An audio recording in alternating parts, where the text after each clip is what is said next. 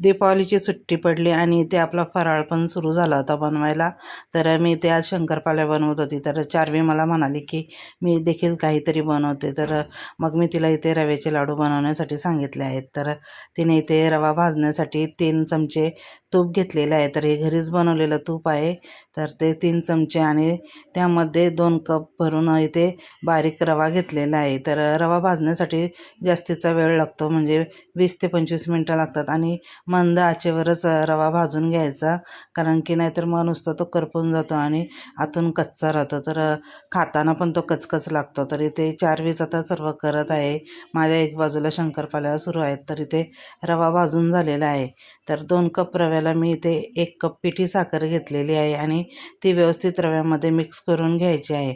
त्यानंतर हा जो रवा आहे तर यामध्ये आपण तूप किंवा दूध न वापरता हे जे मिश्रण आहे तर ते मिक्सरच्या भांड्यामध्ये फिरून घेणार आहेत, म्हणजे आपले व्यवस्थित लाडू बांधले जातील आणि जास्त दिवस देखील लाडू टिकतात, कारण की यामध्ये आपण पाणी किंवा दूध किंवा एक्स्ट्राचं तूप देखील वापरलेलं नाही आहे.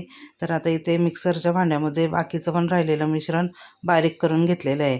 त्यानंतर त्यामध्ये वेलची पावडर आणि जायफळची पावडर टाकलेली आहे आणि ड्रायफ्रूट्स टाकलेले आहेत. तसेच चवीनुसार थोडंसं मीठ घातलेलं आहे, म्हणजे लाडू अधिकच रुचकर लागतील. तर इथे मी चार्वीला लाडू बांधून दाखवत आहे. तर एक लाडू बांधून दाखवला, पुन्हा ती म्हणते अजून एक मला बांधून दाखव. तर मी पुन्हा दुसरा देखील लाडू आता इथे तिला बांधून दाखवलेला आहे.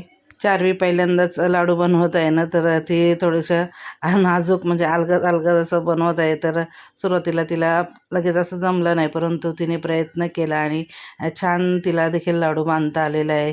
तर पाहू शकता. तर अशाच प्रकारे आता बाकीचे देखील लाडू चार्वीनेच बांधून घेतलेले आहेत आणि सर्व लाडू खूप छान झाले होते आकाराला देखील आणि अजिबात दबले वगैरे नव्हते.